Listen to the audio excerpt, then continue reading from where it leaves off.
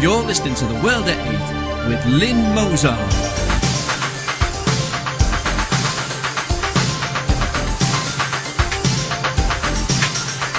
The World at 8, the number one in nationalist news. Highlights of the news today, Monday the 14th of January. Souleiman, solicitor's firm in Sham marriage scam. Ranks of the Socialist Workers' Party are split over handling a rape allegation. Enough to make you shudder. Jimmy Savile scandal, report reveals extent of abuse. Italy's Supreme Court says gays can have custody of children. Massive gay marriage protests in Paris. French setback in Mali. Belgian woman ends up in Zagreb after GPS failure. Thought for the day, was Lincoln a racist? And finally, I've fallen for you in a big way.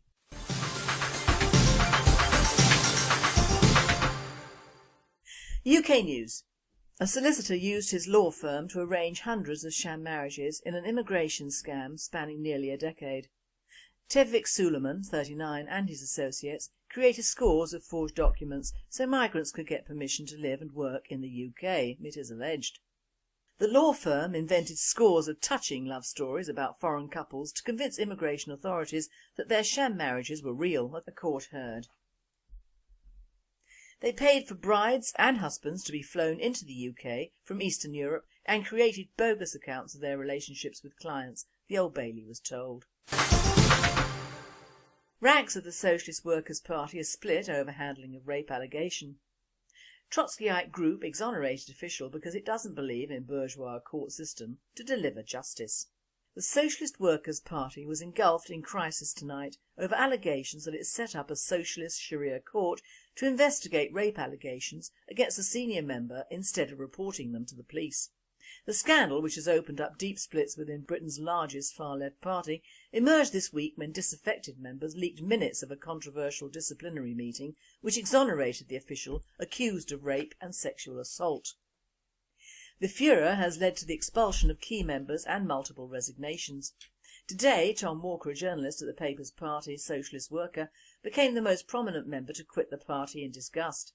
In a devastating critique published on the rival Communist Party of Great Britain's website, Walker execrated the SWP's handling of the rape accusations, alleging that the hearing, as it was a kangaroo court, and amateur justice that was doomed from the start. Temperatures set for sudden plunge to -10 centigrade.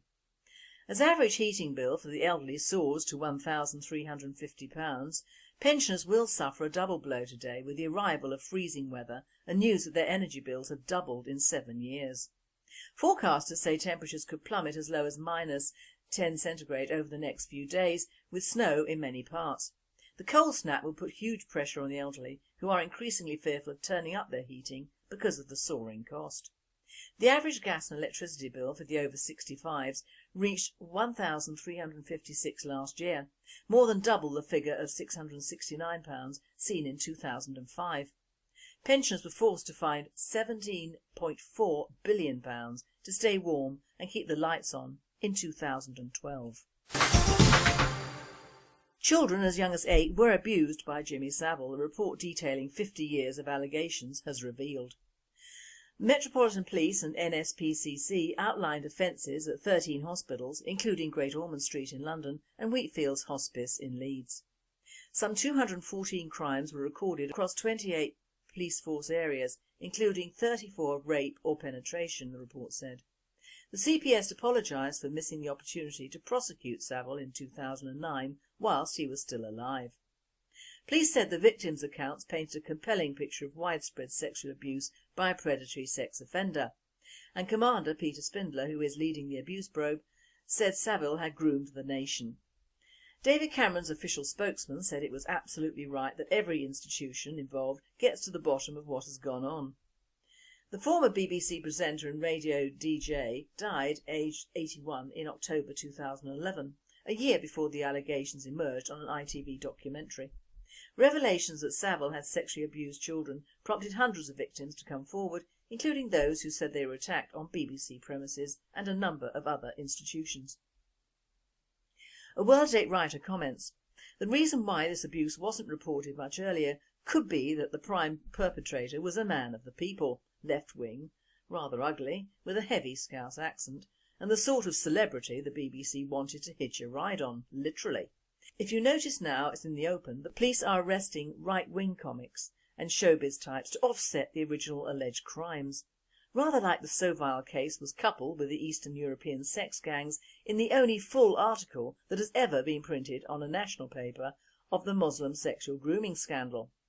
All sexual abuse is odious, but some are more odious than others, according to the media. Why have a feeding frenzy now that Savile is dead? I'm not excusing his crimes, but he cannot defend himself. The authorities should be looking into the sexual grooming and abuse of our female children, which is endemic throughout the north and Midlands of this country and is carried out principally by members of the Muslim community.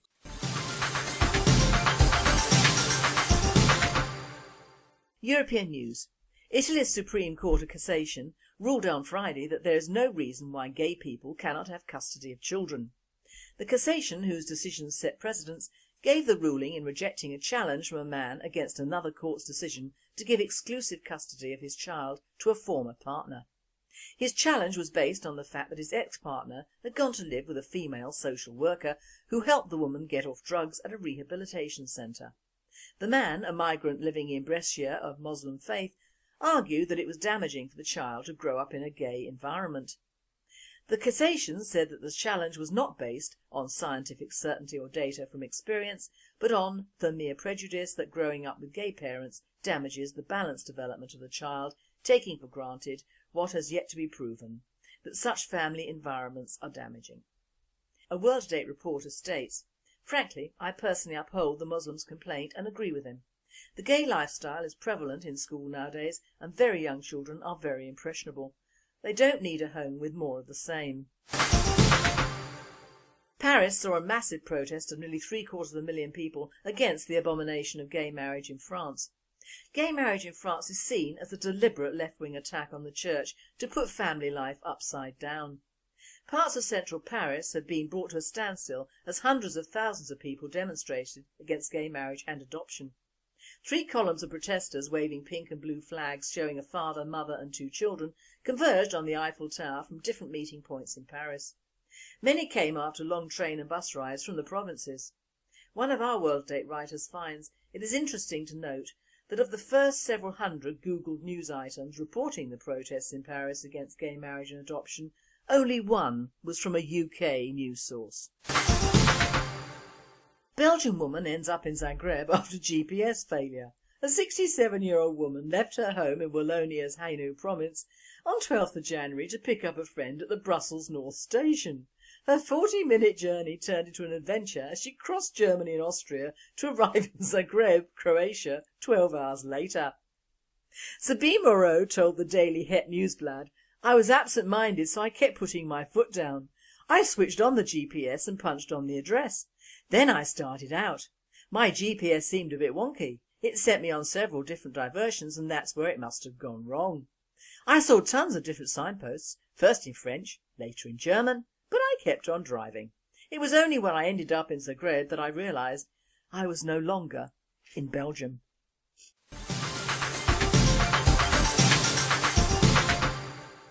World news. France has called for a meeting of the UN Security Council after saying France's intervention on Friday in the face of a rebel advance stopped the Islamists from seizing the capital. The French Defence Minister Jean-Yves Le Drian said overall the intervention was going well and in eastern Mali the rebels had been forced back. Today we learned that Islamist fighters linked to al-Qaeda launched a counter-offensive in central Mali.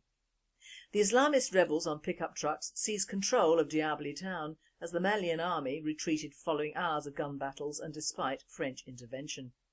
The rebels reportedly crossed the Mauritian border to avoid bombardment by French planes. There remains one difficult point in the west, where we are dealing with heavily armed groups and where operations are taking place at the moment alongside Malian forces that fought bravely last Friday in the east, he said.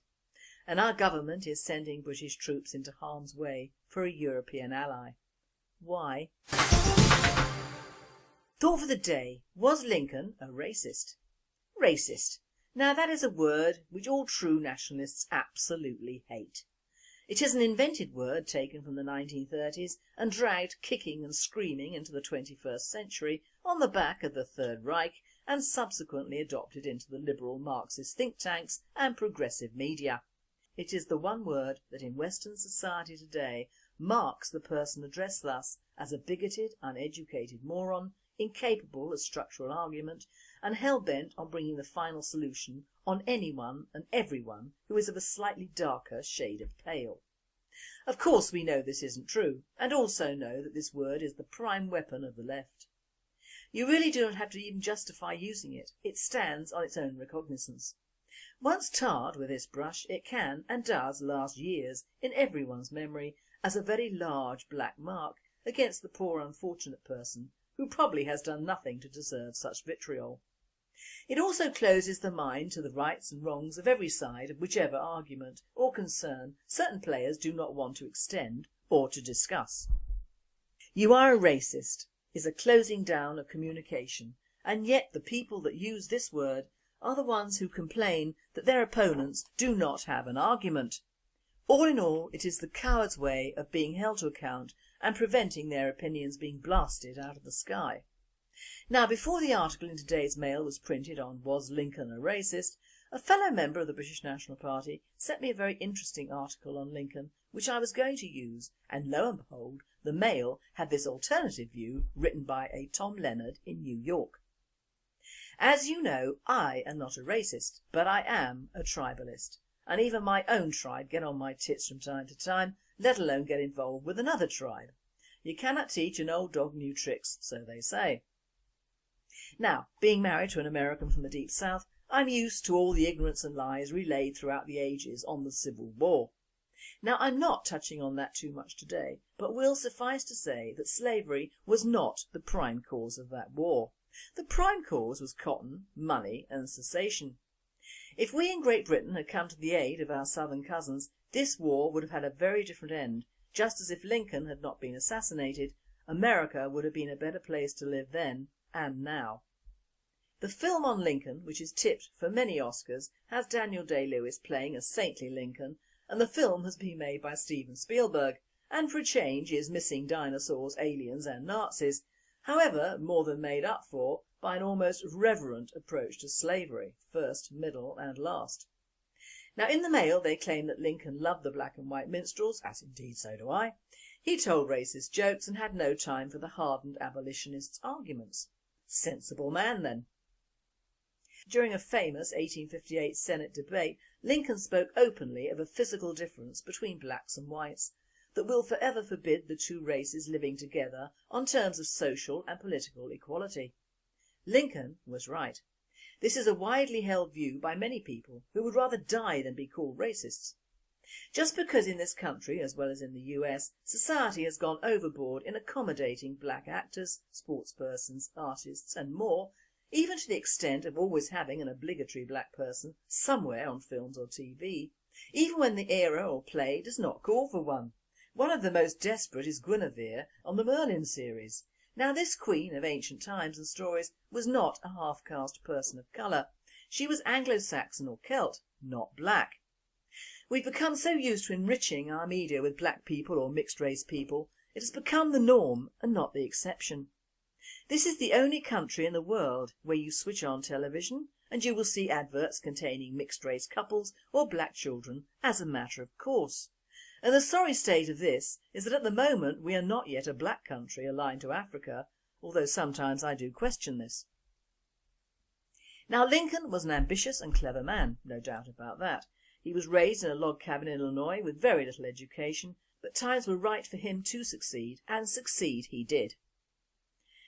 Now to the matters of freed slaves and the Emancipation Proclamation of 1863, the author states Lincoln approved plans for the US and the British to set up freed slave settlements in what are now Belize and Guyana, and apparently backed black colonisation, which would send willing freed slaves to toil yet again in the sun in Haiti, Honduras and Panama. Well, they seem to have made it over here anyway, as most of these places are inundated with black people. Poor old Spielberg has made the same mistake in this film as the Oscar Schindler film. Firmly on the side of the Jews, of course, and making Oscar, like Lincoln, look like a man whose main reason for living was to rescue what is seen as the underdog, when in fact Oscar used his underdogs to work for him, and black slaves were the norm in the West Indies and parts of the US for many years.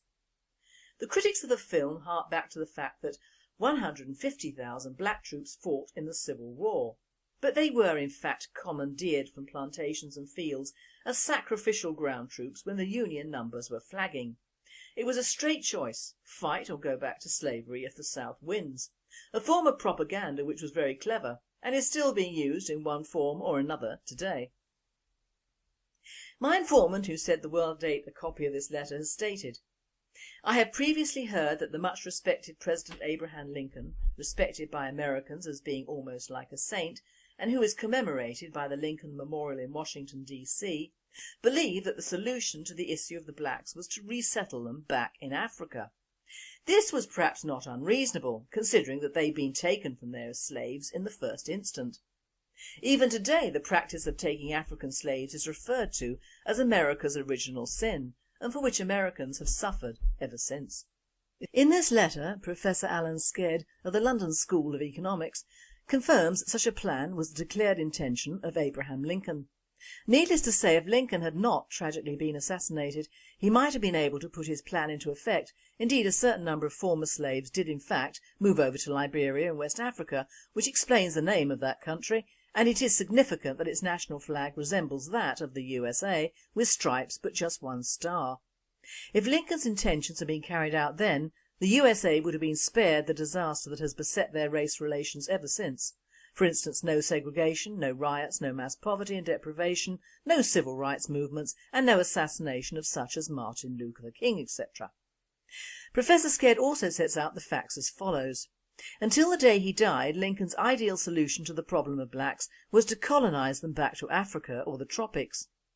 That is what he told a delegation of free blacks he summoned to the White House in the summer of 1863, when he stressed that the mere presence of blacks caused pain to white Americans.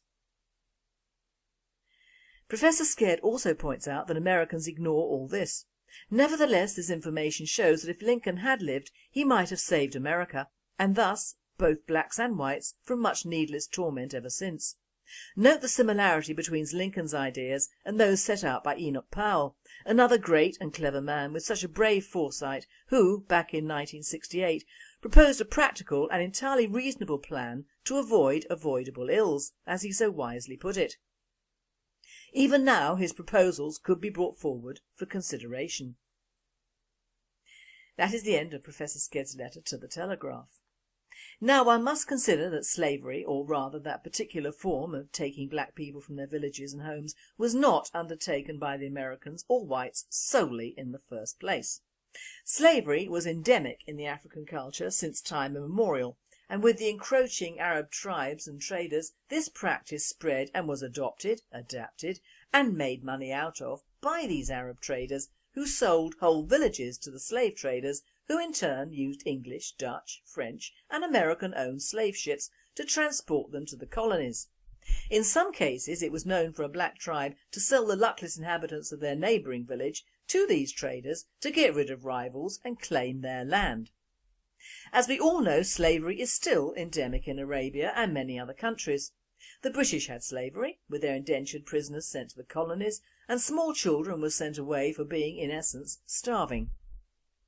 We used child slaves in the mills and poorhouses and sent little kids up the chimneys of the rich.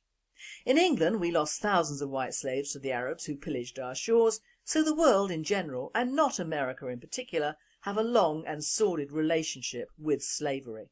America is in essence still suffering from the plague that we in Europe and the Arabs inflicted on them under the guise of providing labour that could work in the heat of the colonies because they had been raised in similar climates and we, Europeans, could not. We should not apologise to the blacks, we should apologise to the Americans and all the similar countries that are now afflicted with huge and growing black populations of African origin spreading throughout their lands and which will never be assimilated, despite all the media exhortations to partner or simply produce more mixed-race children. So Lincoln was not a racist. He was, like Enoch, a man ahead of his time, and certainly ahead in the brain department, of seeing into the future and to what the wholesale mixing of the races could produce and lead to. My point is, we only have one country of origin, and that, in our case, is Great Britain. The only indigenous people of this country are, for the most part, white Anglo-Saxon or Celtic peoples. Even taking into account the large West Indian communities in this country, the bulk of our problems will come from the huge influx of Africans into this country, many of which are Muslim. These people will breed with whatever, and they will outbreed in every case. They're often medically suspect and will pass these genes on to their progeny for our health service to look after. They will and have buggered up the food chain with their bushmeat, and they have no loyalty to their mother country, let alone the countries that have to accept them without question. Their easy conversion to Islam, because of course Islam advertises itself as a non-racist religion, is well known, and will be used by that faith to what end I dread to think. So slavery not only hurts those who are forced to undergo it, but it also has a terrible and lasting effect on the social construct of the countries that received these people. Whatever our colour, we owe our loyalty to the country that gave us birth, and we make a mistake in thinking that because many of these Africans have been in a country for many years, whose loyalties have changed, they have not.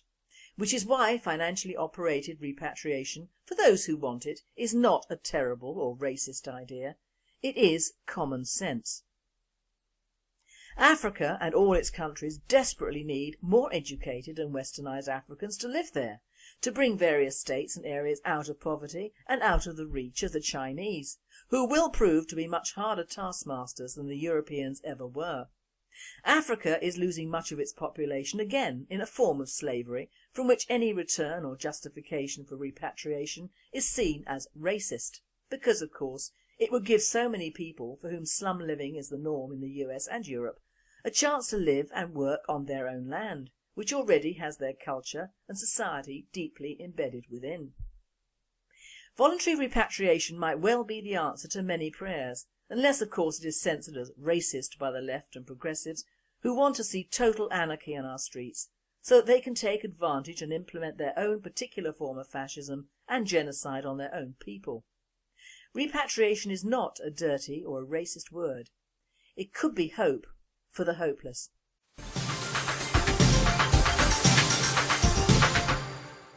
And finally, a couple who fell over a dry stone wall while getting amorous sparked a major emergency rescue operation. An entire mountain rescue team, firefighters and paramedics, plus a helicopter, were called out to rescue a pair when they plunged down a 12-foot embankment in the Yorkshire Dales. The story is that the two, in their early 30s but unnamed, were in a clinch when the woman fell over the back of the wall and the guy tried to rescue her and fell as well. Now the man suffered abdominal and leg injuries and the woman suspected pelvic injuries. The accident happened on a country road on the outskirts of Hawes in Wensleydale, North Yorkshire, midday on Saturday. A North Yorkshire Fire and Rescue Service spokesman admitted it was a very strange incident. Now call this presenter a cynic, but as to just a clinch, duh, I think they were having it away against the wall and tipped over the low escarpment and fell joined together 12 feet, which would account for the odd positioning of their injuries. Jolly bad luck when you're just so enjoying the view, and I just have to say it, my friends, I'll bet they'll not fall for each other so quickly again. You have been listening to The World at 8. I am Lynn Mozart and I wish you all a very good night.